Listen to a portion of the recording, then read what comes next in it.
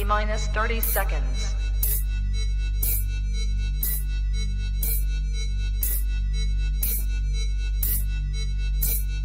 T-minus 20 seconds.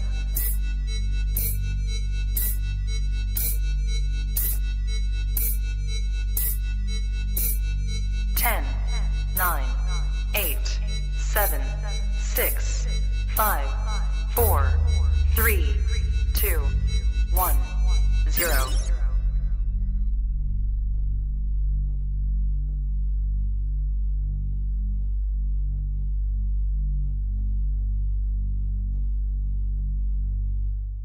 Shout out to US ARC and all US ARC members. If you don't know what US ARC is, don't be ashamed. Just go ahead and click the third link in the description below. See what US ARC is all about, okay? You never know when legislations are going to hit your backyard, so that's why it's very important to consider becoming a US ARC member today. These numbers really do matter, and they look at it for consideration when it comes to battling legislation. So first and foremost, thank you, Phil Goss. Thank you to anybody out there who partners up and volunteers with US ARC organization. Thank you for anyone out there who's a US ARC member. And if you can't become a US ARC member today, please talk about it on your platforms. Let your neighbors know, let all your pet stores know what US ARC is here for, and it's here to fight for our animal rights. Thank you to every US ARC member and US ARC supporter out there. True.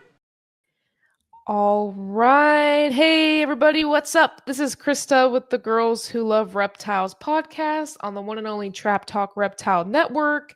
If you're new here, go ahead, hit that subscribe button, notification bell so you get notified whenever we're going live. We go 7 days a week, bringing to you content from breeders and keepers around the world and different species, ball pythons, chondros, monitors, everything in between. So again, hit that notification bell so that you get notified when we do go live. If you're looking to join a Patreon group, check the description for the Patreon family. Tap into that. Again, you'll get networked with people all across the world. Various species has been very helpful for me.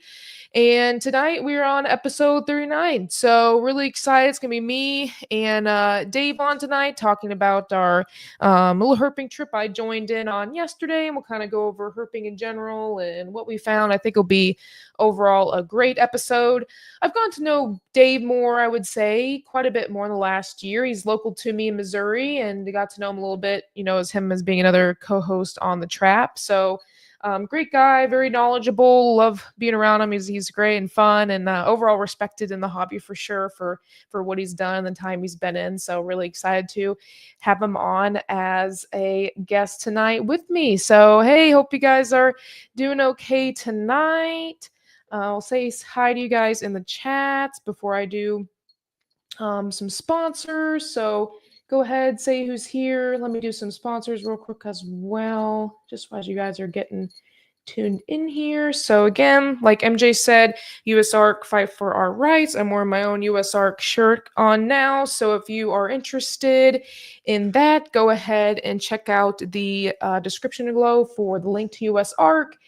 And of course, want to shout out Channing with ReptiCo. Channing is the daughter of Billy and Dawn Rice from Rice Reptiles. She is starting her own reptile business, focusing on really quality and high-end crescent geckos and hognoses. So go ahead, check them out on MORPH Market. Follow them on Instagram under officialreptico. And then Rice Reptiles is also doing weekly YouTube videos. So go and follow them on there and support them as they go along. They'll have a lot of new updates coming over the next several months with their business. Great family, and glad to have them as a sponsor. And then, of course, if you need COCO, use the chipper or the cocodoo.com. I love the COCO to go. That's the brand I like most. Helps with my allergies. But if you go there, use TrapFam25 and get a percentage off your order. Also want a big shout out to Brian Susan at SUNDOWN Reptiles. His Morph Market vlog came out today on his Kahua collection. Amazing collection. Gets me excited for the Kahua game. So go follow him on social media and watch that Morph Market vlog from this morning as well. And then we'll kind of finish up with Blake from Blake's Exotic Feeders. We all want to feed our animals the highest quality nutrition that we can, and when it comes to quail, there's no one best than Blake here. So go to him, say the Trap Fam sent you, and he'll get you set right on some quail of all sizes. All righty, and with that, I'm going to bring on Dave here real quick, and then yeah, we'll go ahead and get started. All right, what's up, Dave? How's it going? Hey, not much. Long time no see, huh? You just got home? Yeah, I just got home. Just barely holding on. I was gonna try to eat really fast, but didn't happen. Okay. How sore are you? I'm very sore. There's a certain adrenaline rush of finding animals that makes you not think about all the pain, but then when you're Yeah. not finding stuff, you feel it the whole time. Yep. After you guys left, I kind of forced Matt to do one more hike in the woods. Oh no. Clearing in the middle of nowhere up a really big hill, and you know the little thing in your GPS that points what direction you're going in? Well, mine was Yeah. pointing backwards. So I took us in the wrong direction of the spot when he already kind of didn't want to be out there. And then I Yeah. forced him even further. I bet you we put in like another 4 miles last night hiking through the woods to try to find a flat. But Holy we cow. found it. We just didn't have enough time to flip it by the time we got there. It was getting dark. Did you find any more species on the last whole hike or no? No, I flipped a good ringneck rock. I think there was like 7 underneath it, but that was literally one of the only things I got to see at the end of the day. It was pretty much over at that point.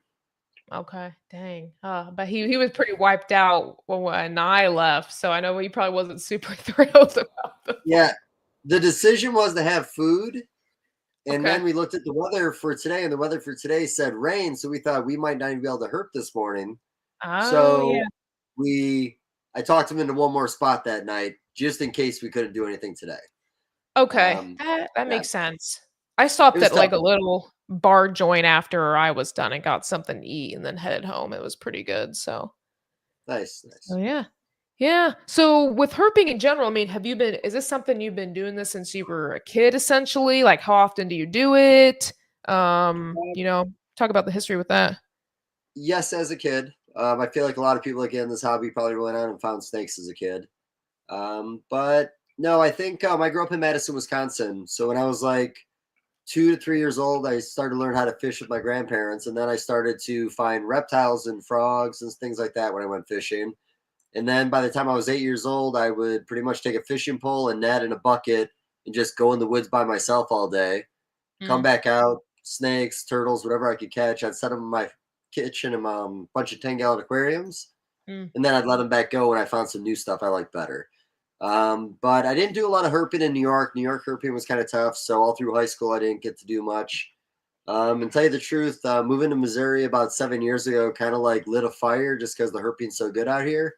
Mhm. And now this spring I usually take 2 long 4-day trips in the woods. But that's usually all I can handle. And then I sporadically herp all summer. Okay, so you do Missouri more in the spring. Yeah. Yeah, it's something I did a lot as a kid too with my dad mostly. I was in Indiana, grew up in central Indiana. Lived in a house that was up on a hill surrounded by woods. We'd always go box turtle hunting, collect them. We'd keep them for a little bit and then release them.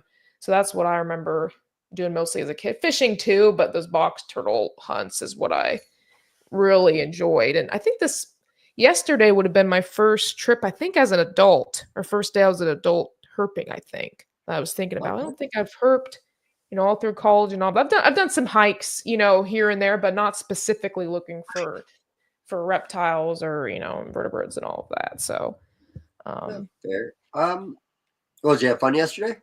oh, it was a lot of fun. Seeing them in the wild, keeping them is what it is, but seeing them in the wild kind of brought a new, I don't know, just a different light to it. Like I'm more of appreciation. Like I didn't appreciate them before, but just seeing them in their habitat and seeing how, relatively calm, most of them were, just kind of the interaction you kind of had with them and then leaving them where Yeah. they were brings Oh, a new admiration for them. no. Conditions were kind of perfect yesterday to actually spend spend time with the animals because the racers were a little bit slower. Everybody was kind of a little Yeah. bit slower because we started. It Yep. was like 55 degrees. Mm. So it did kind of give you an opportunity. We could interact a little more if you wanted to without them being too skittish. But no, yeah, like I said, I think the conditions were great yesterday. It was unfortunate that other people got on our hills that we wanted to go on and flipped all our rocks. But everything leading up to that, I thought it was a great day of herping. Yeah, and kind of going along with that, what are some conditions? It probably depends on where you're herping, but I guess we can start off with Missouri and you can explain how that differs from other herping places. What conditions do you look for? And can't give away the honey holes, of course, but some other things you kind of prep for depending on where we're going. Okay, that's fair. Well, how about this? So leading up to this trip, you know, Matt was flying in from Georgia. We were Mm, going to herp from the 24th to the 27th, and that was a no matter what. So whatever the weather was going to be, we had a battle around it. And going into this week, it looked really bad, really mm, cold temperatures, lots of overcast, lots of rain. So what we ended up doing is we had like 4 sections of the state that we were willing to go herping at, and we checked the weather for the 4-day forecast, and we essentially pinned where to go every day based on the weather and based on the way the species move there. So when it was supposed to rain and be hot on, I think it was Thursday or no, mhm. Friday, we went somewhere. There was a lot of swampland, a lot of water, a lot of Nerodia, ribbon snakes, garter snakes, things like that. So we went where it was going to be warm and rainy, and we anticipated road cruising all day. It ended up being hot that day, hit 80, never rained, never overcast, but we did get up on a hill and we found a timber near a den spot. Mm. That was the only one we saw the entire weekend, and we tried really hard to find timbers. We tried Um, yesterday hard, yeah. Put the work in. And then like all of Nerodia were out, but the Nerodia were moving fast because the heat. So Mm. we got our hands on a couple bandits. We saw a neonate cottonmouth at the end of the day on the cruise, like on our last pass. But so we worked that day early because it was supposed to rain, all swampy. Still had a good day, still did some road cruising. And then we left that spot to the hognose spot. And we showed up there in perfect time because there was about a 5 to 6 degree temperature drop, lots of overcast, and the hognose spot is all sand. So you don't want the sun beating down on it. You want the animals to move, and sometimes that drop in temperature gets them moving a little bit. So we pretty much zigzagged this entire sandy dune for about 2 hours. Didn't see a single one. Hmm. Unfortunately, I'll be honest. I've been there about 6 times. They're there. I never see them. Hmm. But we did see one racer, which was cool. And then after we finished there, we pretty much drove in a grid around the hognose spot just in case there was any traveling at night. Um, and then found one rat snake, which was cool because we didn't get skunked. Yeah. But like so, it was like a long explanation, but we planned out certain days based on weather just because we thought we'd be more successful. Mhm. And even this morning I mentioned we thought we were going to get rained out, but it was the same conditions as yesterday. Rain all night. Started the day in the mid 50s. Didn't really hit over 60 to almost like I think noon. And then Yeah. the sun was up pretty heavy around 1.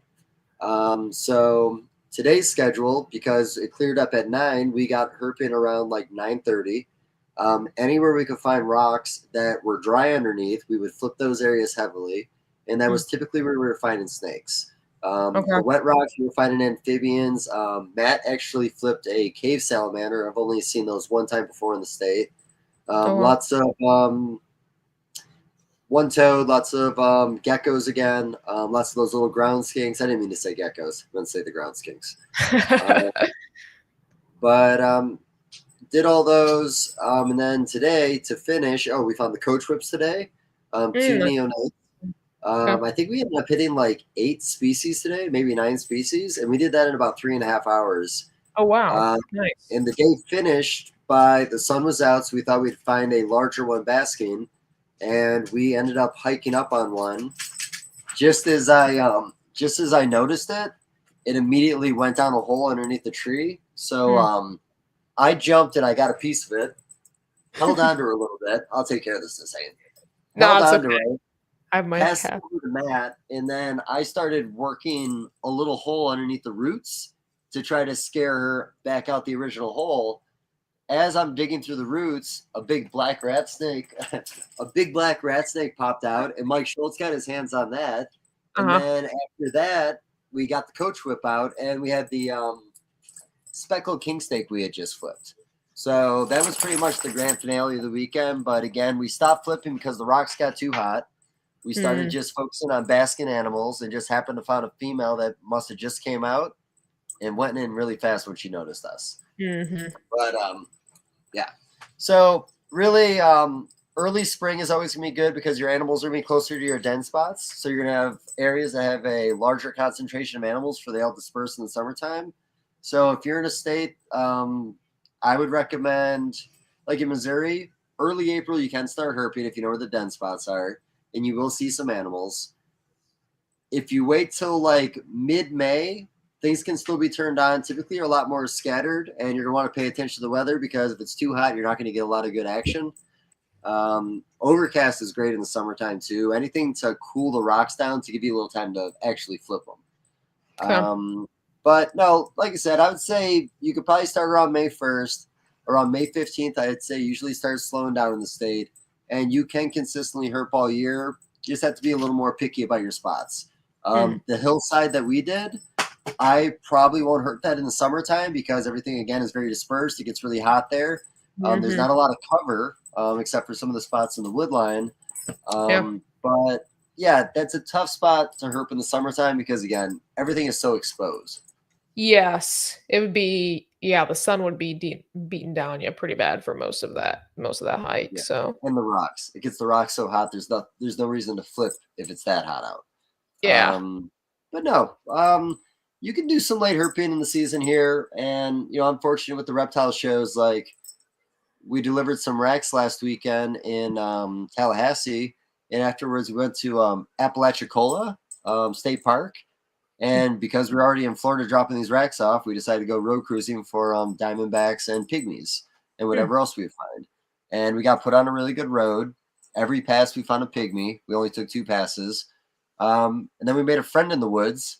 He saw us walking down these railroad tracks and figured we were herping, sparked a conversation, and then we ended up following back in the middle of the woods to his campsite and went hiking for diamondbacks in the morning. Did some tin that he had out in the woods. Oh wow. But really cool dude. Made the last day of herping there a lot better. We didn't get our diamond back, but it was still a lot of fun. Wow. That's what other besides those 2 places, what other places have you herped? Or maybe do you herp other places pretty regularly, like other states or? Yeah. I'll herp any state that there's herping. I get up to Madison, Wisconsin still to see family, and I'll do some Wisconsin herping. I still got to see the fox snake up there and many other animals, but I've gotten some really nice timbers up there that have a really nice orange color to them. I saw a bull snake up there that was just a monster. And, growing up in Wisconsin, I wouldn't think there would have been bull snakes there because Wisconsin just doesn't seem like the kind of state that should have a bull snake. Yeah. So going back there and actually seeing one and it being like a really large female, I thought that was really neat. Heck, Trap Talk last year we went herping and we found a red diamondback. Oh, cool. Yeah, I think he's wanting to herp again this year. So no, I think we should. Yeah, I think we're doing it like that Thursday. Keeps changing, but I think it's that Thursday night we'll do some herping. So are you going to Trap Fest then? I assume I'm going to be there. Okay. It's one of those things I'm 99% sure until something happens between now and then where I don't get to go. Yeah. I'm about to buy my plane tickets, but I secured a spot to stay today, so it's moving in that direction. So, yeah, no, it'll be fun. I'm after the trip kind of yesterday. I'm looking forward to what other opportunities pop up as well. I'm a little sore today, not bad. My allergies flared up real bad. I couldn't sleep last night. I had to go to the store and get some medication this morning. I'm still kind of affected upper respiratory wise and ticks. Let's talk about the ticks. Yeah, we can talk ticks. Holy cow. I pulled another one off me probably about 15 minutes before the show started. A couple of them. I thought I got most of them. I probably pulled maybe 20 off me last night. As soon as I came in the house, I stripped, put the clothes in the trash bag, locked that thing up to wash the clothes, and I just came up, showered, tried to pull off what I could see anyways. And got most of them off. So I was not expecting that. I mean, I kind of was after we walked all day yesterday and I was picking them off me, but I think I hit you up, I think the day beforehand and kind of mentioned the tick thing, and like I Yeah. wear like Under Armour to try to keep them off me as much as possible. But Yep. I pulled 25 off me when I got home and numerous ones throughout the day. Everyone, of course, I pulled off on me hours later, were all inside, which is unfortunate. But no, the ticks are the hardest thing about this state. And, there's better ways to be prepared. We did the permethrin spray beforehand. Yeah. A lot of times that'll calm things down. And sometimes people put 2-sided tape around their ankles. So they start working their way up. They get stuck. I should have did that, I think. Yeah, I meant to mention that. I was going to get some painter's tape or something so we could all do that. And that was the one thing I forgot. Yeah, 'cause I found a bunch of them on my socks, in my inner ankle. Is where I found most of them. No, everywhere. They were literally everywhere. Yeah. But I don't. What's that disease you get if you get bit by a tick that makes where you can't eat meat anymore? I don't know about the eating meat, but common ones are Lyme, which I looked that up. Lyme here is not prevalent in Missouri, thank God. But I guess like Ehrlichia is. There's also Rocky Mountain spotted fever, but I don't think that's endemic here. I think that's more like in the Rockies, obviously. Ehrlichia, I'm not sure. I meant to look that up today to see what ticks are here and what they carry, because the disease carried is based on the type of tick. And I noticed these ones have that little white dot, and my vet school information is failing me on what type of tick is that. I don't know if it's the American dog tick. I need to look it up. Lone Star tick, is that what it is? Okay. Yeah. Let me so see. I think we have 3 or 4 varieties of ticks here. I don't know all the names. I remember the Lone Star one. There's another one about the size of the Lone Star one. Then there's like a medium-sized one, and then there's like the seed ticks, which are the really small ones. I was hiking in Branson one time, and I get done and I roll my sock down, and it just looked like my entire ankle was covered in like black dust. I bet you each one of my ankles had 200 to 400 ticks already embedded in. Pretty much covered my leg in like hand sanitizer. Started scraping it all off. My whole ankles just like blew up with a bunch of little like red dots. Wow. It was awful. But those you get into, like if you run into a wrong bush, they all just fall on you, and there's always hundreds or thousands of them. I have no idea.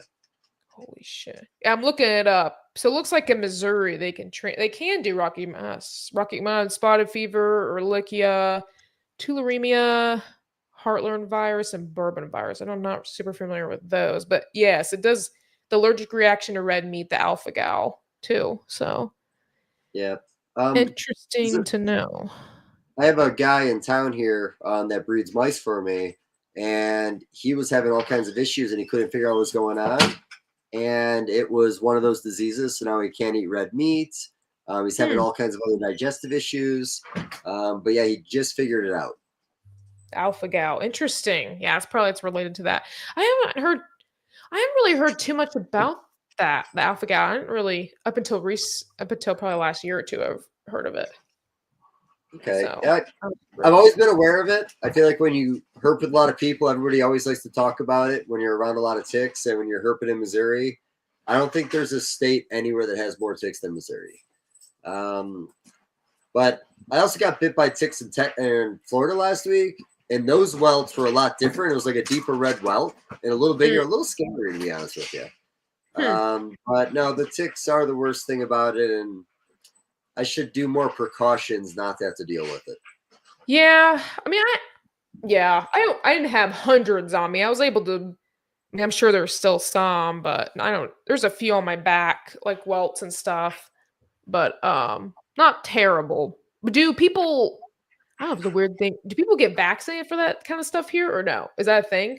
Like, how's it work? I don't know if that's a thing. We'd have to look that up. I'd be curious, but I don't know. Okay, I don't know. I feel like at work they never really. I've only been here since 2021, so I've never really heard about it getting vaccinated for that. So I don't know if it was a thing, or if we should get titers tested every so often. I don't know. I guess it'd be one of those things like if it's common enough to bother with the vaccine, and most people don't have to deal with ticks. But here, if you don't live near the city, you're going to deal with ticks. Yeah. Yep. I mean, I'm in Columbia. I don't think I've really dealt with them too much. My boss goes hiking a lot in the area, and yeah, he always talks about ticks and stuff like that. So I guess I knew they were a thing, but seeing it is different and pulling them off is different. So It sucks. I've literally like while hiking looked down in the leaves and just seen hundreds of those Lone Stars just like moving around. It's awful, and I really hope I'm never allergic to meat because I like eating meat. But I get bit probably by at least a couple hundred ticks a year, I think, at this point. So yeah, who knows? okay, and you're good, so that makes me feel better about myself. Maybe not Yeah, getting yeah, you're not gonna hit the lottery here. I'd be curious how many actually have it, and what parts of the state maybe it's more common. I'm a little freaked out that there's a guy down the road with it, but I don't know where he was when he got a tick on him. Sure, fair enough. Yeah, it's interesting. I know on mosquito, kind of going off on a tangent here, I guess, but mosquitoes, they've kind of either injected or something where the mosquito gets it and then they become sterile, essentially. So I'm wondering if that can ever be applied Oh, to ticks like these. I'm forgetting it's been a few years, but it's prone to be pretty effective. I think it's, I can't remember, I think it's the male, I don't know, male or female, but they get sterile from either something they inhale or eat or something, and it keeps the populations down.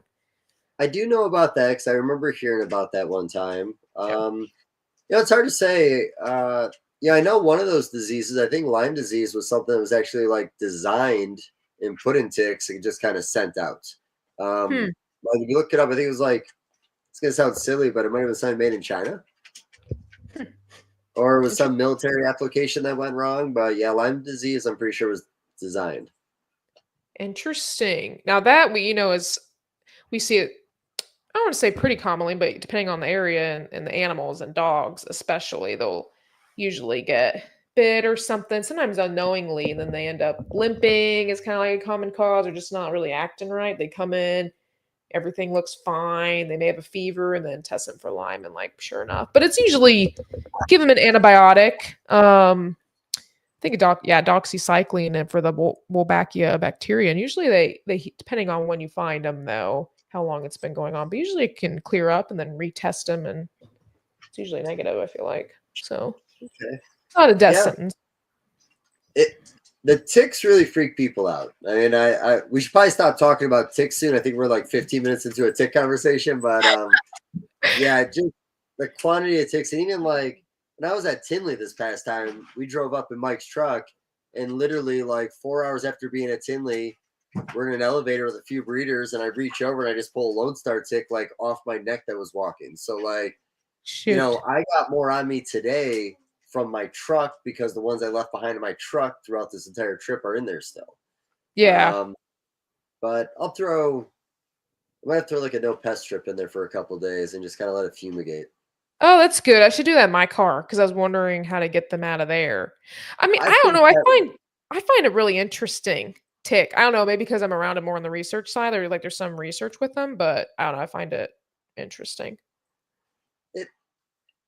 I don't find them interesting This at all, comment. and they're hard to deal with. Yeah, he Oh, got Rocky Mountain Spawner Feeder. Interesting. Yeah, not fun. Yeah, I don't know too much about it on the human side. More the animal. no. Well, hopefully we never get it, but again, the odds are against me. I get bit by a lot. Trying to think where to go from here. We get off the ticks. I don't know. I just find them interesting, and that was pretty eye opening yesterday, I would say. That the chillness of the animals, which I guess goes with the temperature part as well. I was like, oh, I was able to catch these lizards. I felt pretty good about myself, but I'm like, no, it's just too cold for them to really be quick. Yeah, no, again, everything was super slow yesterday or when we went out. Yeah, yesterday. And like I said, the only unfortunate thing about the trip is, I know timber was the goal. And we put the time in and we went to a lot of areas they should have been, but there were so many variables. We talked about the temperatures being so low. They may never have come out that day, even for that little bit of sun. Everything was flipped. So if there were any animals, especially on that one last hill, we flipped timbers there like 2 or 3 times. So there very well could have been some there earlier in the day, but as soon as they get messed with, a lot of times we put the animal back under the rock, we find them. But if you go back an hour later, a lot of times they're no longer underneath that rock. Because they're like, I was hidden here, so it's not a good place. Makes sense. Yeah, the seal's broken. They just tend to move on. I think at the end of the day, we wanted to look at that baby speckle again, just because it was so pretty. We were hoping to get like an extra picture, and went back to that rock, and it was gone. So I'm sure as soon as that temperature warmed up in the 60s, moved on. Moved on. One question I had too, because you've herped, the same spots over the years. Have you noticed a change in the percentage and number of certain species over time? Like, have some increased more, others decreased more, or what? That was something that surprised me yesterday. Well, to be honest with you, like I felt like when I first started herping that park about 7 years ago, I was finding a lot of red milks and not a lot of speckled kings. Now I feel like I'm finding a lot of speckled kings and not a lot of red milks, and I'm flipping the same rocks I've been flipping for 7 years. Interesting. Yeah. We saw probably the most racers I've ever seen in one day yesterday, but that was all because they were out basking. There was just that small window to get a little sun on them. So that, racers are usually out and about when you're flipping. As soon as that rock gets a little heat on it, they get out of it. We started seeing racers basking in the leaves when it was only like 60 degrees out. So I don't get to flip a lot of them. So we saw the most I've ever seen there yesterday, but that was all just because of the conditions. Otherwise, they're usually gone, running around in the woods all day, moving pretty fast. Usually when we see racers, they're just happen to be out and about. Okay, that makes sense. Yeah, I just don't know what else you can contribute to the species change over time. Maybe, I don't know. We noticed yesterday some construction stuff. Maybe that can alter it. I don't know. Yeah, so that's a good thing to bring up. So, they had a bulldozer on the hills we were on, and they were pretty much bulldozing a path over all these hills because they had to do what looked like repairs on the wire or the power lines. So now the thing that I don't understand about that is, I told you there's a known hibernaculum over there. You would think in a conservation area, they should be aware of that or should understand that's there and wouldn't mess that up, because if that's a big spot for timbers, if that gets moved around enough and it's no longer functional, those animals don't just find a new one. They could find a new one, but the chances of them finding something, especially in a short period of time when they realize it's not there anymore, you could lose a large part of the population in that park because they did that to that hill. Interesting. Yeah, me and Mike and I did look at that hibernaculum on that one hill, and so got the light out, look, couldn't find anything there. But yeah, it was a perfect home, but it was sitting like right next to the construction where they've been bulldozing through, so we kind of figured they weren't going to be there. Yeah, but like I said, that will change things, and I'm sure when they went through there were animals lost. They're not checking all those rocks, and if they did that in the last month or so, there were probably a lot of animals under the rocks because it's been cooler temperatures. So like I said, it's unfortunate. It was kind of really shitty to see. I always kind of hate when there's a person at your herping spot. Seeing construction equipment at a herping spot was 1,000 times worse. Have you noticed more of that over the years with construction, or not really? Not so much construction, but definitely more people. This time around we did herp like 3 new spots we hadn't done before that we were just kind of looking at the map and figuring things out. And even though some we figured out ourselves, other people were able to figure it out also. So when we got to the spot this morning, everything was already flipped. You can tell everything was a little disrupted, off by just a hair. So 2 days ago there may have been far more animals out there, but everything was moved around. Still a lot of animals, but I'd assume there had to have been more. So it is kind of hard to find a new place, but I forgot the question how we got there, and I think I just went on a weird tangent. But, go ahead. It's all very. I just asked about construction. If you've noticed it, kind of. People are worse by construction. It's rare that these areas do any construction because they're usually conservation areas, different state parks, different refugees in the states. So you don't really see a lot of construction typically in those places. Okay, so yesterday was a little bit of a new occurrence then. There were a lot of things thrown at us. If it was a complete day yesterday and those last 2 or 3 hills weren't messed with as much as they were, we would have had probably the best day that we could have had because we started out really strong.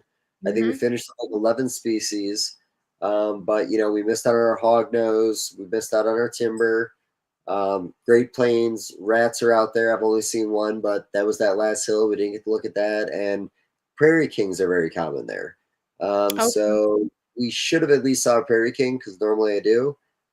Again, everybody beat us to the spot, so we missed out on a few species. Mm-hmm. Mm-hmm.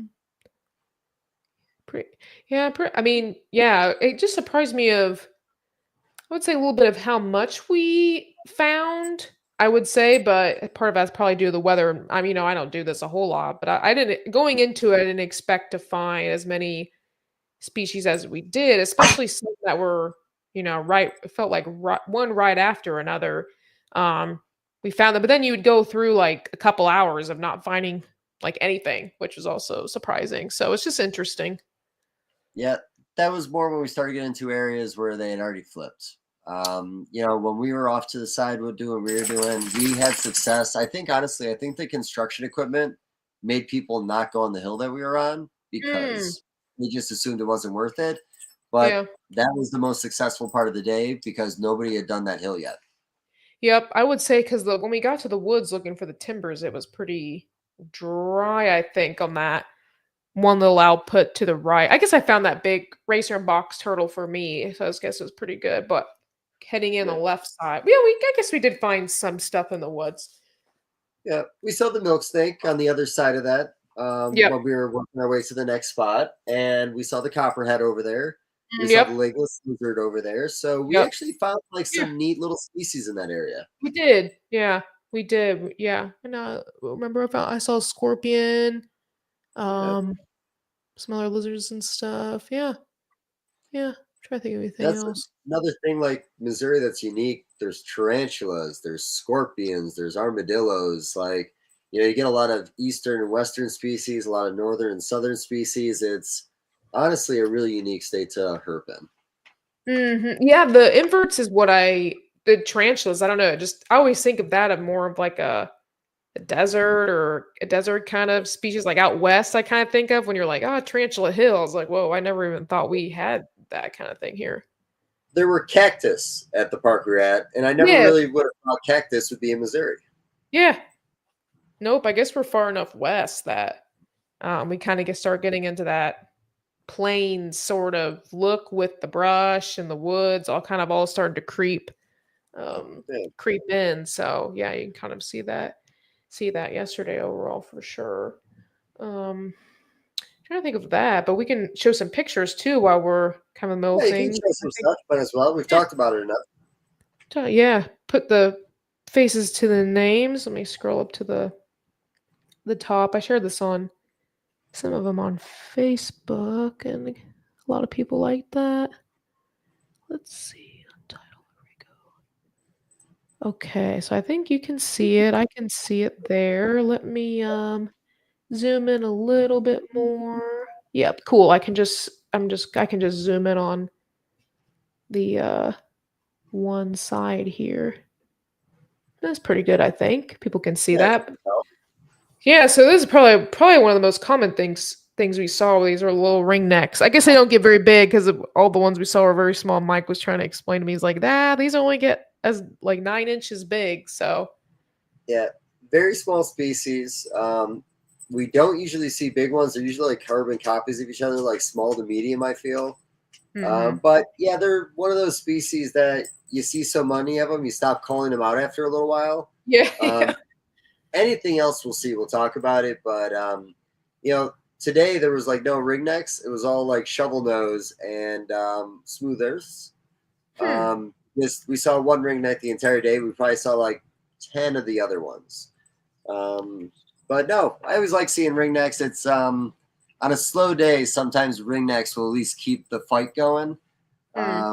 But yeah, they get a little boring when you get into a rough spot. I know guys that have boards in Kansas, and I'll have to find the video and send it to you after the podcast. But the guy literally lifts the board up, and I would say anywhere from 50 to 100 ringnecks, one milk snake, and I think a little garter, one piece of plywood.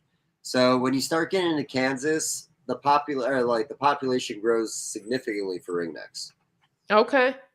And are these It just seemed like whenever we found them, there was always multiples together. Is this, or were those maybe babies that hatch, or are they more of a communal species? Well, I don't know if it's so much communal, just they're not cannibalistic. So if Yeah. there's an environment that's good for one and they're so small, there's usually room for more. Okay. Okay. And these are, would you say, mostly what would eat these, I guess? I think anything will eat those. Anything. Okay. They The were- pink snakes, I think the racers. Yeah, I think there's a lot of things that could eat those. I'm sure toads could eat those if they want to because they're so small. Hmm. Mm-hmm. Cool. I didn't get a belly shot, but I did like kind of that orange. I think these guys, yeah, had like an orangish hue to the Yeah, belly. it starts out yellow and goes to like a nice orange as you work your way down. And I would say lizards. I like my lizards and geckos. So I liked that it was cool and I could catch these guys. I mean, Yeah. I guess when I went traveling to Florida for vacations and stuff, I'd always try to catch the lizards down there. But it was just satisfying to be able to catch these guys. This is like a fence lizard, correct? Yeah, fence lizard. Yeah, normally they're cruising. But it's so cold out. A lot of them are like black or like really, really dark. Yeah. Yeah, that 55-degree temperature really slowed them down, and like I said, it made for better herping.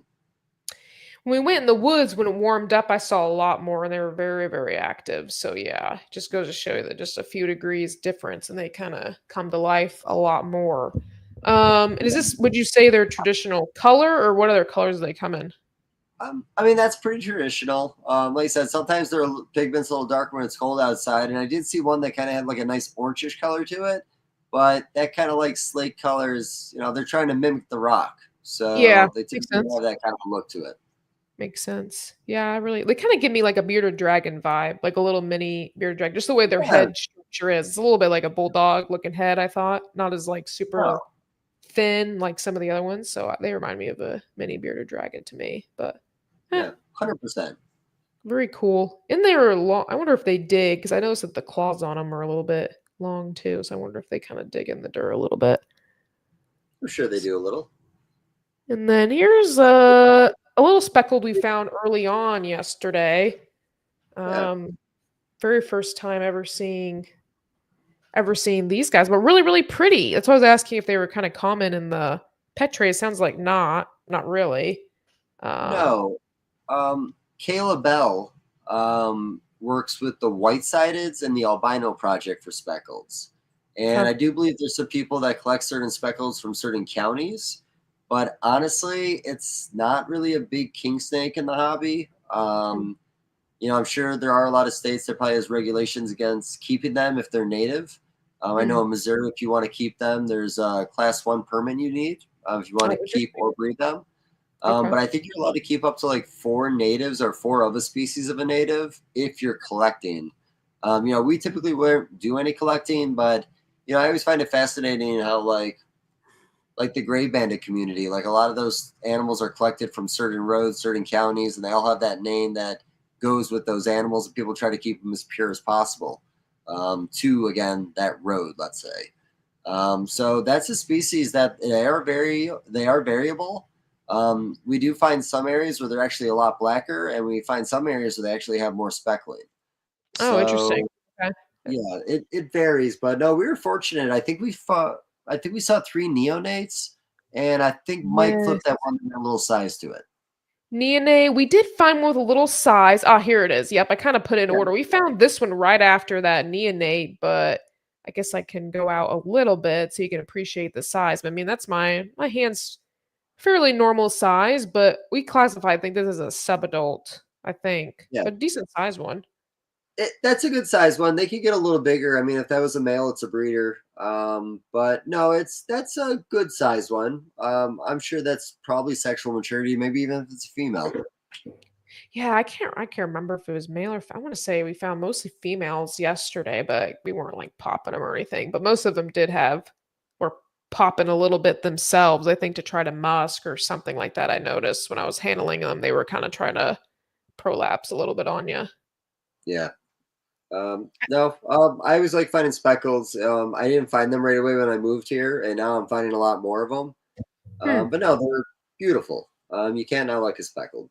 Yeah, no, I really, really liked. I think this was probably one of my favorite top three. I would say for me yesterday that we saw. I just thought they were super pretty, and probably my, dare I say it, first colubrid I think I've ever truly Really? handled. I think, yeah, I don't think I've handled much. It's always been the pythons for me mostly. So yeah, my first colubrid handling was yesterday too. So that was interesting Really in cool. itself.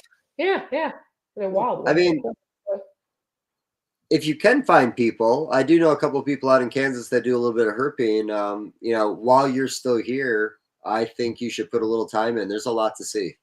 Okay. Okay. Yeah, I like it was very nice just to I've been so logged down in school lately, and it was very nice being able to kind of take a day off, get outside, fresh air, exercise. It was very good. Except for the stopped up allergy portion, but I'll live with that. Happens.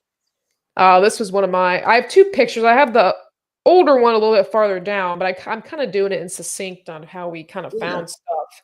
So this is a great find. A little, I would say, would you say neonate on this one? It still had the yellow tail tip, but I would say that animal's probably about a year old. Okay.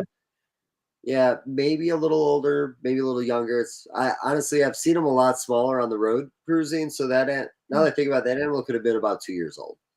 Okay. And this is, of course, copperhead, so they are, venomous, but my understanding is like Mike said, not too like it'll hurt, but it's not like you lose your life over it or anything. No, I had a mistake, and I've talked about it before. I was herping in Nashville, and it's a cottonmouth spot, and I was sizing up a big rock and some leaf litter, and then I just felt something like I ran into like a thorn, and I kind Oh, of looked down, and there wasn't anything by me, and I was like, "What is that?" And then I looked in the leaf litter, and I saw the coil kind of sticking out. oh, So, interesting. you know, Wow. yeah, and I was herping with Bree and my buddy Eric. So I walk up to the path, and I'm all like, I'm fucked. I was like, I just got bit by a cottonmouth. It's over. And like my buddy Eric runs down the hill. He looks in the leaf litter, notices it's a copperhead, and calls it out. And then after that, I made a phone call to a buddy of mine and asked him, what do I do? And he said, honestly, just elevate it. I think put some ice on it, and I took Benadryl. Oh, Leg swelled up a little bit. I do know a guy that got the tip of his finger bit, and I think he lost the tip of his finger. oh, wow. It Yeah. essentially like rotted off, I believe. Okay, so Um, it can get pretty nasty, I guess, somewhere you get bit. it's not going to kill you, but depending on where you get bit, I mean, with me, swelling, I was on crutches for about 4 or 5 days because when I Mm, got off the crutches, it would re-swell back up again. So I kind of took it easy on it for about a week. hmm. Again, took Benadryl. I'm not telling you to do it that way. If you want to go to the doctor, go to the doctor. But that's what I did. But yeah, if you get on a location like a toe or anywhere that I don't know if it has something to do with blood flow, the shin was fine. Taking a shot in the shin was not a big deal. Okay, okay.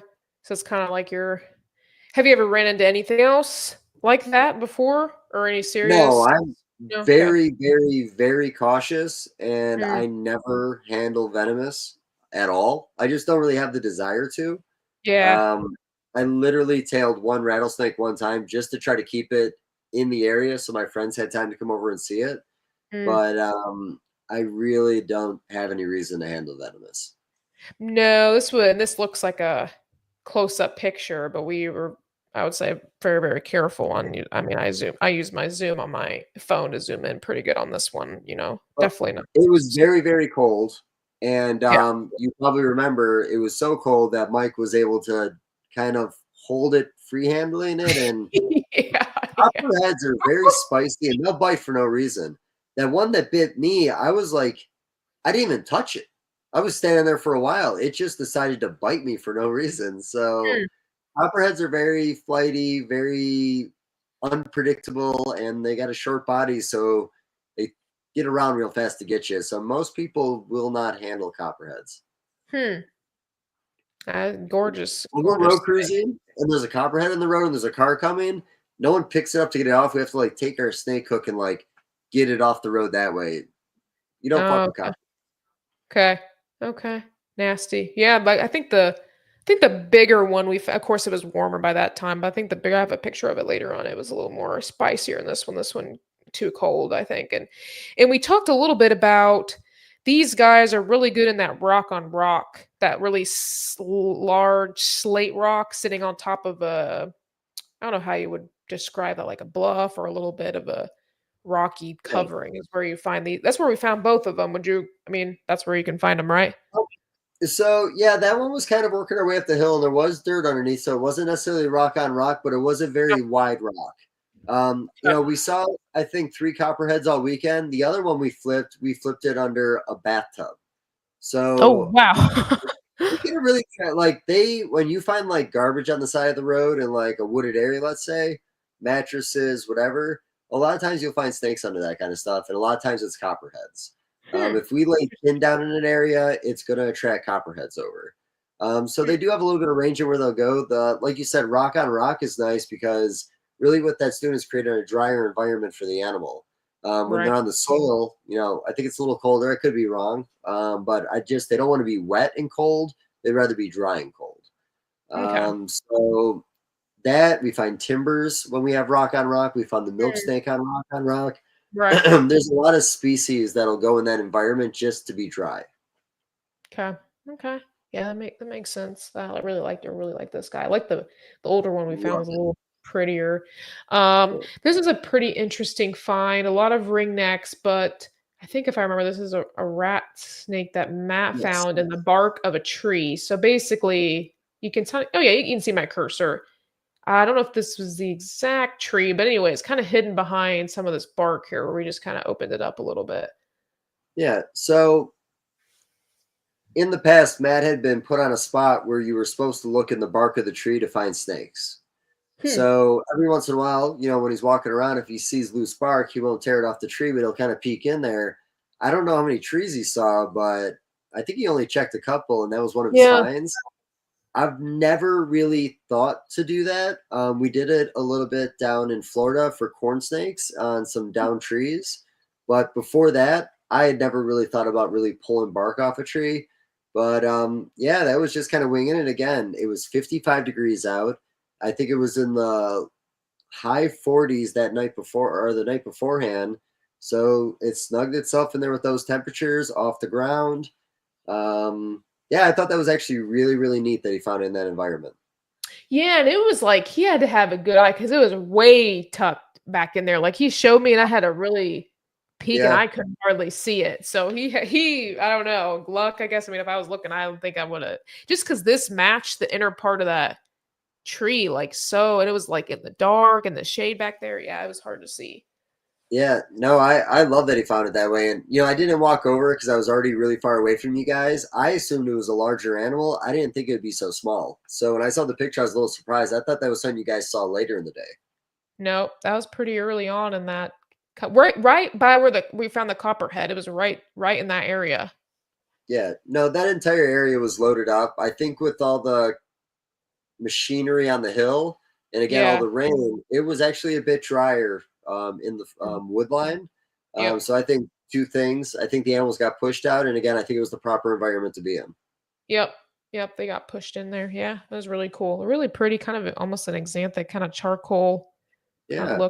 look to that animal. Color change on that is really cool. We road cruised one that was probably 2 years old, and it was starting to turn black because they pretty much go solid black, but it was kind of in that in between the change. Okay. What other colors do you see these guys in? Is it mainly this color?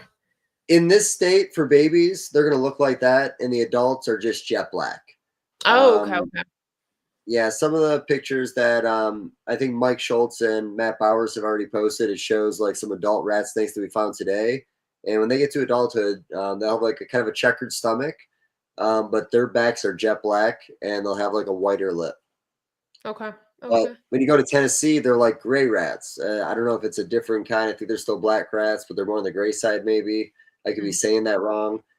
State to state, they're going to vary. Texas, they're a little more orange. They keep their pattern. Like I said, depending on the state you're in, they're going to look a lot different from each other. Okay. Interesting.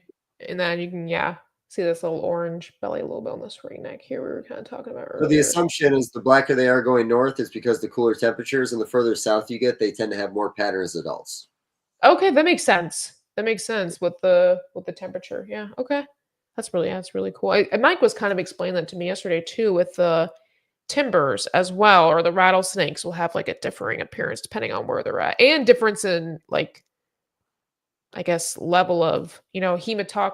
Either it's blood issue or neurotoxin or hemotoxin. Yeah. So that was very interesting. Yeah, timbers are that's a species I'd love to see one in every state, because like they said, up north, like New Hampshire, areas like that, there's a lot of melanistic ones up there. And there's also a lot of high yellows. But like in Wisconsin where I was herping, it was more of like a limestone, and they had a really nice orange appearance that matched the limestone. So timbers are very unique on the variability across the states. Yeah, color and the venomous side of it. Here's, of course, probably one of the most common things we saw, the black racer. This one's in shed, so you can kind of see the grayness of the eye, but a pretty big one. I would say the one I found myself later on was a little bit bigger, but a really photogenic shot that Matt took his time with this one. He wanted the fade out, the blurriness in the back with me, and then the snake in focus with the tongue out just sitting there posing for me. And so it was kind of like a glamour shot, I guess. But I took a picture of him taking that picture because I just thought it was so funny the way you guys were working, because like I got on the phone, like that was him kind of like trying to get it just right, kind of getting really low on the shot. I think I stood there for like 3 minutes taking pictures of it. It was funny because we all really get into it. And we always want some really cool picture. And honestly, I love that picture. Yeah, me too. I just like, it's smiling in the back, and I got my, gear on, my jacket, which I took off later, you'll see, but it was pretty warm and a little bit oversized in case there was rain or something. But yeah, so no. You're dressed right. You look like a herper. I look like I was homeless. I never wear anything. I didn't have a picture of you, but I didn't put it in here, but I sent some pictures to my friends, and one of them you were in showing like the pink shorts. It was Brandon Nixon, my friend. He's like, it's funny how you're the girl and you're wearing camo, and then you have Dave wearing the pink shorts. Yeah, no, and then I'm wearing pink now, coincidentally, but I think that was just random. I almost wore a pink shirt too. But funny. No, I don't know. I think it adds to the aesthetics of the moment. I think, I don't know, it's kind of a silly thing to say, but I always like my pictures. They look a little funnier when I look a little sillier. Yeah. Yeah, no, it was just funny. Yeah, funny photo. No, you look professional. So yeah, that was a great picture. That was awesome. For my first time out, I think the only thing I would probably do differently is some tape for my pants. I really wore jeans, which was a good idea, but I think the tape is probably what I would do. Maybe my tennis shoes worked just fine. I think it got a little bit wet, but I had an extra change of socks that I switched over with in case I did get wet. But maybe like some higher up boots if I was doing water or something. Thankfully, I was able to do okay. Those tennis shoes just have really good grip on them. I just like them. And then this, I think, was the worm snake. Yeah, the worm snake. So those guys have like a really nice red belly, like incredibly red color. That's kind of like the worst picture of it because you don't get to experience the red as much. It's still a great picture, but you don't get the experience. But yeah, they got these really, like with the ring neck, you don't get to experience unless you get to see the underside. I should have got a picture. This thing was just flailing around everywhere, spazzing out. Yeah, those guys and the ring neck seem very unaffected by the cold temperatures, where everybody else was a lot more lethargic. Yep. But no, I love flipping them. I think they're beautiful. The ones we saw today had a different tone of red, like more of a crayon red, I guess you could say. Okay. And the red actually creeped up their side a little higher at the spot we were at today. Okay. I think if you send me a picture of it, I probably got it in here, but yeah. Yeah, I could send one over, but that was I like finding them. It's another species I didn't really come across right away in the States, so I was pretty excited when I saw it for the first time. Okay. But I'm sending you that picture now, by the way. It's not terrible, but sorry, I'm not sending it right now. Sent.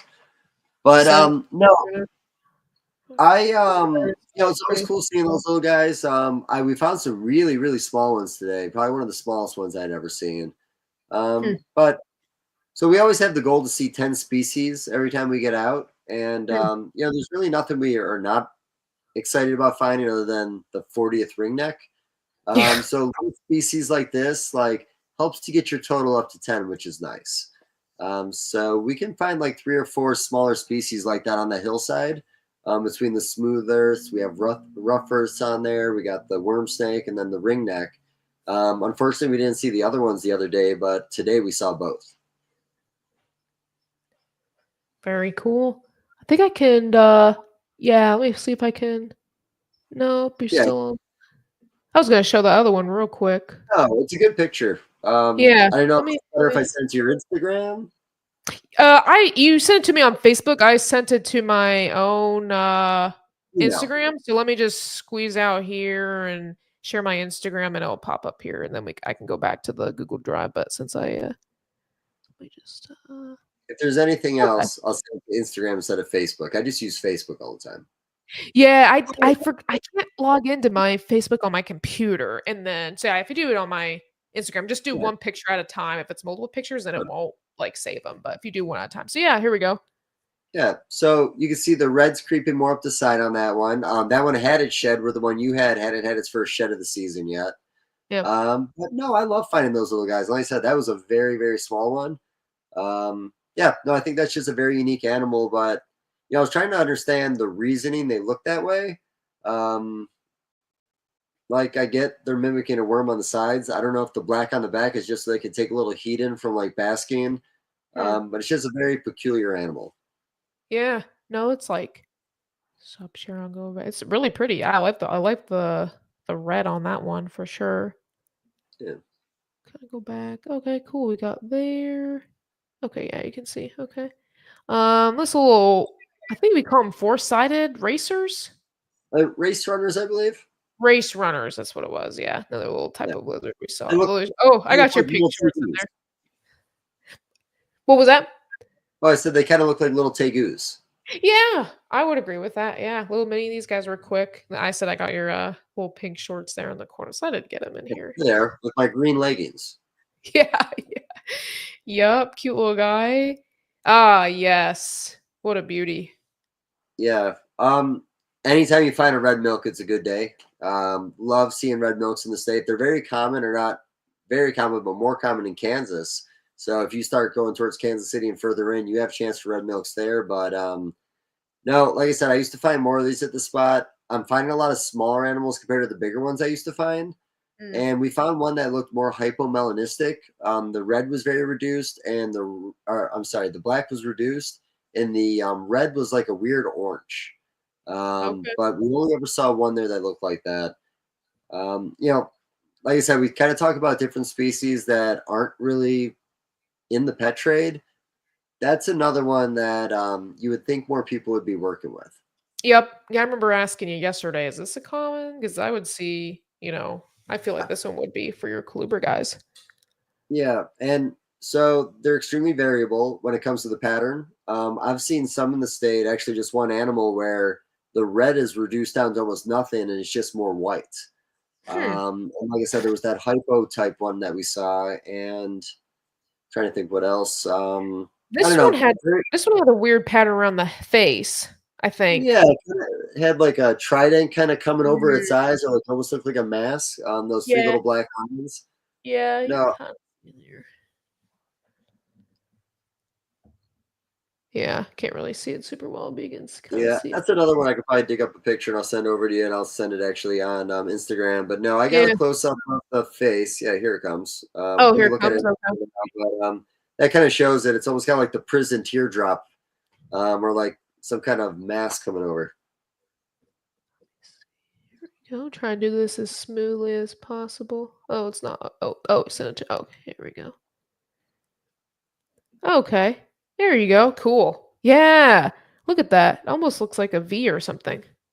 Yeah. No, I thought that was really cool. I don't think I've seen one that looked like that before. So like I said, they're extremely variable. Just pattern-wise, just little aberrant patterns like that, aberrant patterns like that.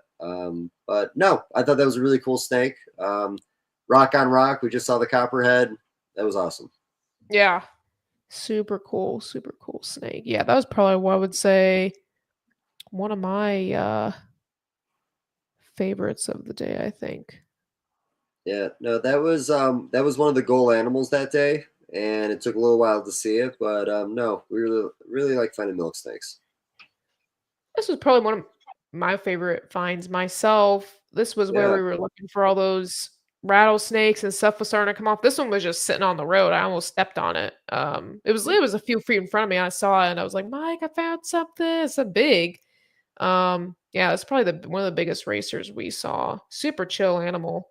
No, that was an awesome find. I mean, all those racers are really cool finds. I like the bluish tone they have there. And Yeah. again, usually they're fast. It was so cold out. They just pretty much you let them walk up and pick them up. Yep, that's exactly what this one. I saw it out. I kind of looked at it, and then I let Mike come over first, and he kind of inspected it. And then once he picked it up, I was like, okay, I'll pick it up after that. After that, but that was super chill. Didn't try to strike at me or nothing. It was very calming. Kind of see he was trying to musk or something. They'll try this little prolapse thing here. Yeah, those quite a few of those must. One another thing that's not great about doing this. Yeah. My hands are a little stinky, but yeah, no, I liked that. I liked that animal a lot. I was pretty happy with that picture. Oh yeah, cool. This is the legless lizard that we found that lost its tails on the floor, just spazzing around. So Yeah, sometimes during the chase they'll drop their tail. I've seen it happen one time before. It's not uncommon to hear about it. It does regenerate, okay. but yeah, it's always unfortunate. It's not something that we hope or want to happen. Yeah. Now, how big do these guys get? That's about an average size that you see in this park. I think the Easterns get a little bit bigger, a little wide, a little rounder. But Okay. those, I don't know the exact length. That's a Mike question. I'd assume 12 to 16 inches. Okay. Probably I've closer seen to 12. one. I've seen one at a pet store before, but it's really big and really thick, so it must be like the Eastern one then. Yeah. Legless lizard, but cool Does it have guy. more of a bluish tone to it? What was that? Oh, what color was it? Because like I would say it's been so long since I saw that pet store. A tannish color. still tan. Okay. Yeah, Yeah. little tan. I guess I never really see big ones, so I don't know exactly how big they get in captivity. If things are perfect, I'm sure they get pretty big. It was pretty big and pretty. I mean, pretty big Oh, that around. big? Well, Yeah, there's legless lizards from other countries. That's probably something not native. maybe so. Maybe so. Yeah. Maybe so. But very cool guy. Oh, there's my ornate box turtle, which I found kind of tucked under some brush in the mud. I think it was trying to dig or something. Yeah. Um, As soon as you let it go, like 5 minutes later, I was over there and it had already dug a hole underneath that log that was sitting right there. oh, did it? Okay. Yeah, no, It it was done. It was on a mission. I mean, that sucker tried to wrap around and bite me, so I didn't handle it for too long. It had pretty big jaws on it, thick jaws. But Surprisingly aggressive box turtle, but I'm gonna send you one other picture, the one we saw the day beforehand. But like that's another species that's extremely variable. okay, I'll Let's show see. that while we're Just talking through about it. review to a different time. But yeah, no, I mentioned with yours though, usually they lose that shell pattern and it just kind of turns brown. That one shell pattern is actually pretty amazing, and that one had more like smaller yellow spots on its cheek. Yeah. The other one I'll show you, the shell is ugly as shit, but the cheeks are good. Let me see. Oh yeah.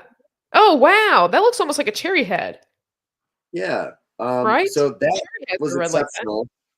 But now that one, where we were herping, you can find them looking just like that. Again, extremely variable, but that one was probably pretty close to the size of the one you caught, and that shell just has nothing going on anymore. Yeah. On the ornates, you tend to see like more of that pattern on the box or on the actual Uh-huh. shell. Uh-huh. But the three toads, I mean, that's a really, really nice three toad. But yours, again, you don't usually see a shell like that. Okay. Man, this one's Yeah. just gorgeous. I love the red speckling of the head and yeah, man, if it just had that ornate shell, man, that thing would be so Yeah. pretty. It's interesting how this shell also curves up like Well, this. we actually, Matt found one other one on that hillside that almost looked like a pancake tortoise. So Huh. there was some kind of deformity. We were actually, I kind of made the comment. You ever seen like the picture of that turtle online where somebody put like a sticker on its back and it grew out and its shell got all deformed and the sticker was still there? I don't think I've seen that before. So I was wondering, because it's not uncommon, some people paint box turtles in this day and then re-release them. Hmm. I don't know why, but I've actually seen them in the woods with paint on them. So Hmm. if maybe somebody did something like that when it was younger, as the shell grew, maybe instead of it going up like it was supposed to, it kind of flattened out. But Ah, that's just a guess. And it's definitely a deformed animal, but it seemed like it was doing pretty good. huh. I didn't know that if you did that, I would do that. I don't think I Yeah. did that. I mean, that was the most thing I heard for as a kid were box turtles. I don't think we ever really did stuff like that. I don't remember. I don't know why people do that. Probably because you actually respected the animals, so you didn't put paint on the shell. Yeah, maybe that's why I don't remember being a thing. Oh, I think I had a double picture. Yeah, or take a picture of this one. Okay, now we're getting into some of the ones you sent me from. I'm assuming Yeah. today. Yeah, those were from this morning. Yeah, So what's this guy? garter snake. The one we saw that Matt saw again the other day, but again, the spots are about 4 hours away from each other, was like a really vibrant red, where this one is that more traditional look Yeah. as a kid that we saw, like that yellow. Yep. But no, that was only the second garter snake we saw the entire weekend. Yeah, just another species to add to the list. But Yeah, again, that's extremely pretty. variable compared to the other one we saw. Yeah, I really like that red-sided one. My favorite are probably the California red-sided garter snake. So the one we saw yesterday reminded me of that. Yep, red sides are gorgeous. So Coach Whip, Okay, that's what that this is. one, very fortunate find. Same as working the conditions the day beforehand. We started today in the low 50s. I think it was like 51 or 52 when he started. It rained all the way up until like the moment we started herping, and the sun was kind of starting to creep up, but we had overcast. So the first part of the day was just nonstop flipping. And then the end of the day, when the sun hit, we started walking around and we found that one out and about. It But, reminds me of the Black Racer. I mean, a little bit. It's pretty similar, right? yep, it does have that same black. And, there's, I think, maybe another picture where we also had a black rat snake in it. So, again, coach whips are extremely variable. I've seen them in Texas where they're hot pink all the way to the back of their neck, all the way to the end of their head. Here we have a little pink on the tail.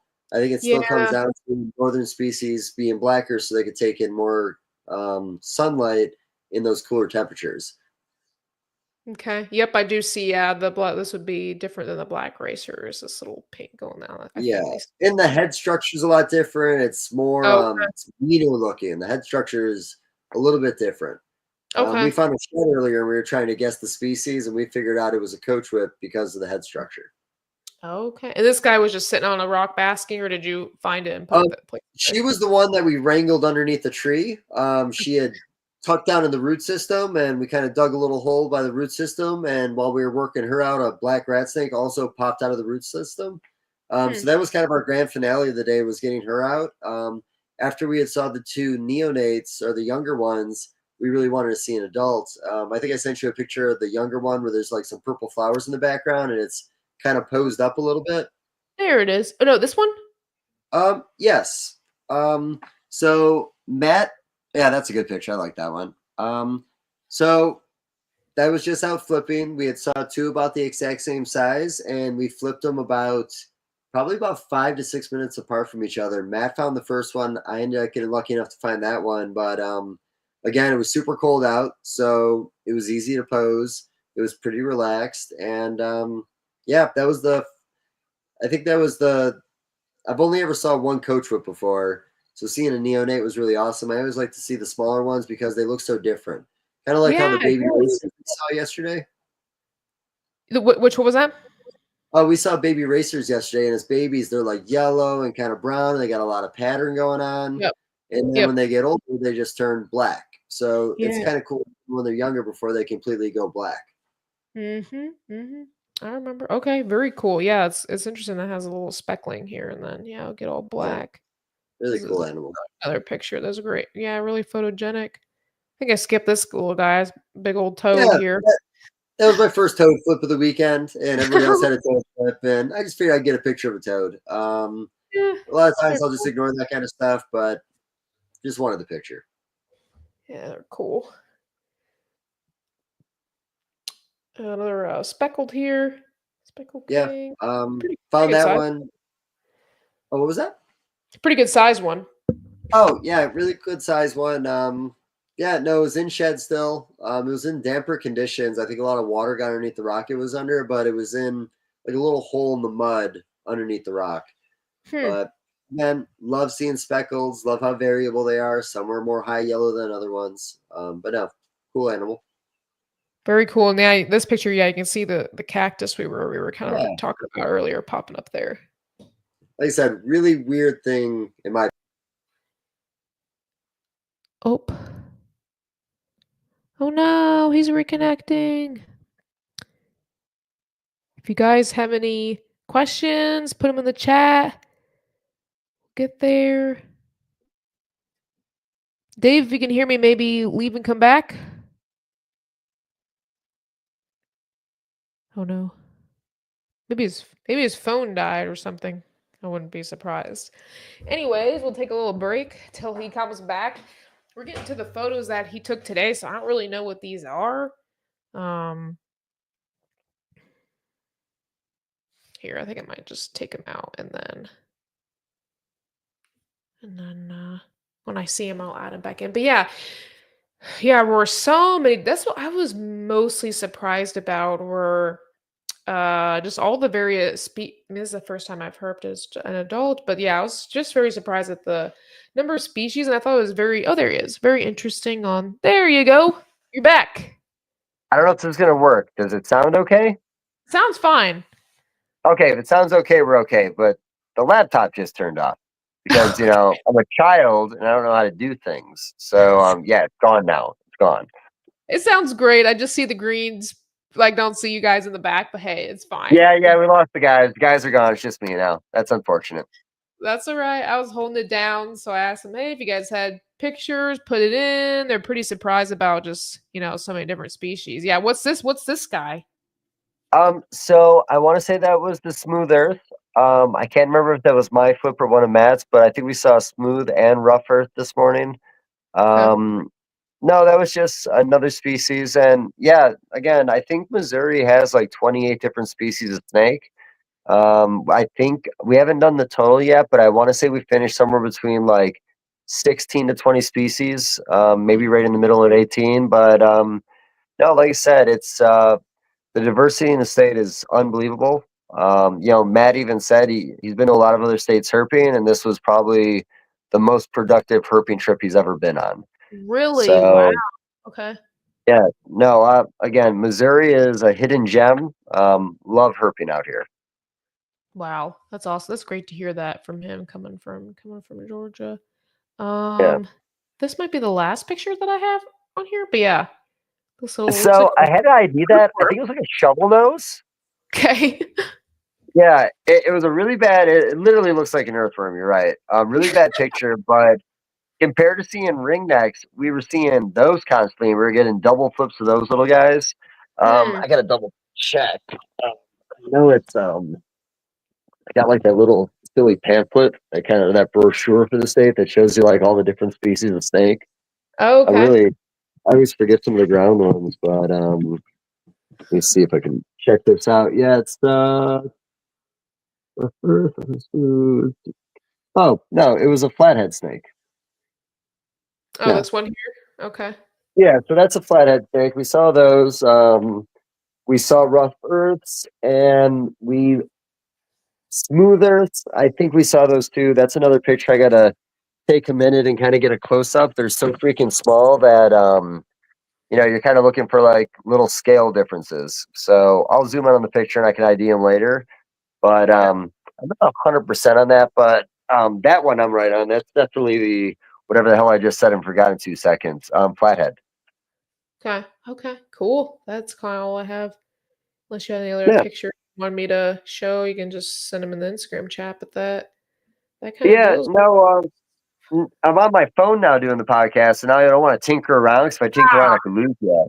No, it's fine. That was my mistake. We'll have to post some images in the comments on Facebook. I still got to make a post about the podcast, but no, like I said, it's just a very unique state. In any state you live in, if you just take a little time to kind of learn the scenery. 2 cheat codes for herping if you want to get into it. Number 1 cheat code: iNaturalist. Go on iNaturalist. You can put in what species you want to find, and it'll show a bunch of little dots in an area where people have actually showed or seen them. There'll be pictures of the animals with it. And then you can take that information and go to Google Maps and start doing the satellites, get an idea of the tree line, see if there's clearings, check conservation areas, any parks like that. So Okay. iNaturalist, Google Earth, you can find herping spots on your own. Okay. Yeah, that was going to be kind of my wrap up question essentially. It was like, hey, what's your best bet on getting into herping or other groups people can join? Because that's what I would find, being a single person, the most scary part is doing it myself or like finding a group of people. Like, are there groups out there you can probably join to find out who's doing what or going places? Well, herpological societies. It sounds silly, but I'm sure they're still out there. Madison, Wisconsin has a really big one. Ryan McVeigh has been part of that forever. My buddy Eric, he was doing the one in Cleveland, but I think it just ended. Maybe I think he said they're not doing meetings anymore. But yeah, if you live near a city, look into a herpological club. A lot of times those will take herping trips. Having people that know what they're doing definitely helps out a lot. But just like a fishing spot, a lot of people don't want to give up a good herping spot if they know people are going to abuse the spot. The more people you tell about a good spot, it stops becoming a good spot. Yeah. So it's one of those things that, it's just one of those things. I don't share a lot of spots. And to be honest with you, usually I just do one herping trip a year, and it's with my friend Eric, and we'll go to a bunch of spots in the states that people put us on. Where this herping trip with Matt, like a lot of these spots were spots that Mike Schultz scouted and found himself. There's some spots that I went to that I scouted and found myself. We went to one spot that was put on me by somebody to find one species that I really wanted to see while I was here, but we pretty much went through the whole 4 days of herping, and we hit about 5 or 6 spots, and only one of those were given to us. So if you do a little research, and again, having a friend that enjoys it as much as you do is a nice thing. Herping is usually not as productive as we made it seem this weekend. We just happened to hit all the right spots and all the right days with all the right temperatures, and it made for an amazing herping trip. Yeah, it was so peaceful, I think too. Like when we were looking for the rattlers, we spent quite a bit of time in there, and I kind of just towards the end just sat on like one of those ledge things. I mean, I looked to see if there's Yeah. anything in there, but it was so like just sitting there and listening to the birds. It's quiet, nobody's out there talking. You don't hear the rumblings of the city, and you can just kind of like just take it all in. It's very soothing and very relaxing in that aspect of it. Um, I would say No, physically. Oh, go ahead. well, no, go ahead. Go with the physically thing. Well, I was gonna go with depending on the spot, I think that could be maybe a limiting factor to some people, or maybe not. As I find I like that part of it too, because kind of challenges yourself to see, okay, what kind of shape am I Yeah. in? Can I do this, or do I need to, hit the gym more often, or whatever type. But I like that aspect of it as well. No, I'm in a lot of pain. That's like my body is absolutely killing me right now. As soon as this is over, I'm gonna probably lay down and fall asleep. Yeah. I mean, every spot we went to over the last 4 days was we hit our spot and then we jumped in the car and drove 3 hours to Mm. sleep for 4 to 6 hours to do it all over again for like 12 to 13 hours. So that hike that you came on was probably the most steps we took. Mm. But every day came with either we got caught in a monsoon trying to flip tin, which means our boots were soaked, so we didn't get to use our boots the second day. Mm. Like it was rough, but again, we found so much, we didn't really think about it. Yeah. Yeah. it made it worth it. Yeah, I just like the challenge of it, and yeah, I mean, I didn't do it for 4 days. I'm a little sore, the calves are a little bit, but Yeah. overall not. And my right shoulder is from the flipping too. I definitely, use this arm to flip, so that is a little bit sore too. So No, we yeah. mapped that out, but that hike we did the other day, that was 8 miles of hiking, and that was up and down hills, steep inclines. We did that power line cut where we went probably up and down about, I don't know, at least 5 or 6 hills. Yeah. So that is a hike. And if it's not something you're used to, even I'm not used to it. At the end of that day, I saw spots in front of me. I was so dizzy Oh, just wow. from how much went into that day. But no, it's fun to challenge yourself, and it's nice to know you can do things. Yeah. Yeah, I told you guys going into it, hey, I thought I handled it pretty well for the most part. Yeah. Going down the hill, I have to really take my time because I don't want to twist an ankle, or footing is really unsure in some of those hilly stuff. So I have to, I want to take my time and not twist an ankle or something like that. And if I step in a hole. So on the way down, I, take a little bit more time. But overall I Nobody thought, wants to get hurt. yeah, You get hurt in I the was like, woods, you got to walk out. So I don't want to rush things, and I was like, I'll just catch up. Let me just take my time going down the steps and be sure. I use that little hook grabber thing to kind of. Did that when I hiked too in the Canyonlands, is secure the spot before you step in there. That way you kind of know, is the ground sure? Is it's with the the rain and stuff. I was like, I don't know how I want to slip out from under me and hurt. So yeah. yeah. Well, I think Mike fell down in front of us, didn't he? I think he fell down a few times, to be He honest with you. he fell down like 3 times yesterday on the hill, and he's like, "Oh, shit." He just fell. I was like, "Yep, this is why I go slow, Yeah. because I'm gonna do that and hurt myself for spraining ankles." So, No, 100%. I'm really good at tripping, but I tend to save myself last minute every time. But I'm pretty klutzy, just I tend not to fall over. one time, his quick story too, it was with my parents when I was younger, out in the woods when I lived on a farm, and I tripped, and I put my hands flat down, then I got a stick. You can kinda still see Ooh, there's a scar still there, and my dad okay. took it, didn't go all the way through, but it was deep enough where my dad took pliers, and he could not get it out, so we had to go Ooh, to the ER and remove it. It got infected, and yeah, it was not fun, but yeah, so I try not to do that much anymore, but I still have a scar from it, so that's yeah. rough. Oh, we see didn't lose the hand. What was that? I said, I'm glad you didn't lose the hand. Oh, yeah, no, I mean, the stick was only, like, real thin, and but somehow The they didn't. the infection is what I'd be concerned about. True. Well, because of that, they didn't. I guess they didn't do X-rays, but they didn't remove all the stick the first time. There was some still left in there, and that's why it got infected. So they had to go back in and remove whatever piece was left. I remember. Yeah. Guess they didn't do an Sounds good. X-ray, and I remember. So, anyways, fun story.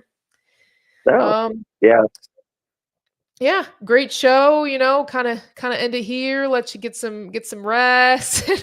Eat something. yeah, I appreciate you coming on. I'm sure super tired, and take the rest. That's why I kind of want to do it this earlier. That way, give you rest of the night off to kind of rest, relax, and go from there. yeah. I So think so. I lied. I'm actually going to go back to the reptile shop and work for a little bit. When I got back today, it's baby season, so I oh checked yeah, everyone last night and everything was fine. I went there today and I had baby skinks born today. oh wow, I had a couple clutches of corn snakes today, and I had a couple clutches of ball pythons hatching, some clutches nice. being laid. So yeah, it was. They waited for me to check this afternoon, which I'm really happy about. Yep. Especially with live birth. But no, yeah, like I said, good weekend. I'm gonna put in just a little bit of work, and yeah, I'm done. It's over.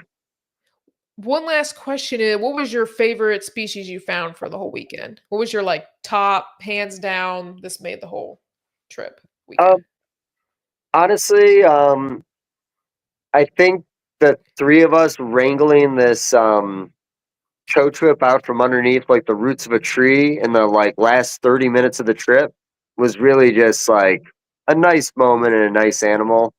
Um, that and probably the younger coach whip were like my two like highlight animals of the weekend, just because I'd only ever saw one before, and I'd always want to see a younger one. So the neonate. I'm gonna go with the baby one. That was Okay. my favorite. Yeah. Okay. Awesome. Cool. I think mine was, for me personally, was the big black racer that I found that was just sitting on the road. And then overall, probably one of the copperheads, I think, was pretty cool. I guess I forgot to put that picture. It's on my Instagram, but anyways, that bigger one, the second one that we found, was just really pretty, really orangish tone. Yeah, the adults are really nice looking. Usually babies are nicer looking in a lot of stuff, but the adult, they get peaches, pinks, like a salmony tone, different like shades of like that orange or rust. Very unique species too. Like I said, I really like the one that we found. Yeah. Yeah. Super pretty. Okay.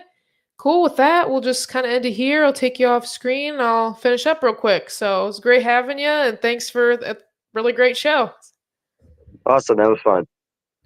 All right. Thank you guys for tapping in. Look by the comments. You guys are enjoyed that. So share it, have other people see it, and we'll see you guys next week. I have Jen from Kindred Reptiles, I believe, coming on. Super excited. I've gotten to know her pretty well over the last, I would say, several months. Some of the shows I've attended, and we've kind of built a little bit of a bond and friendship. So I'm really excited to have her on and talk reptiles next week. So with that, if you got questions, reach out, and I hope you guys have a great start to your week.